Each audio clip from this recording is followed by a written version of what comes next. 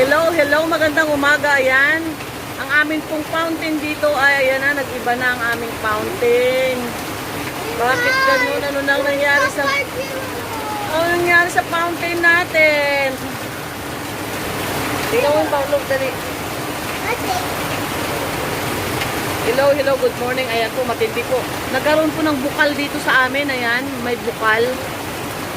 Ayan o. Ang dahil po sa bagyong Karina, nagkaroon ng bukal dito. Naku, hindi na ako bibili ng tubig. Nagkaroon siya ng bukal, ayan o.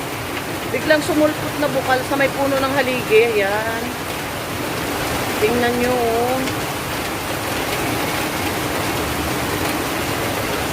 Kaya, naku, talaga meron kakaiba dito sa amin.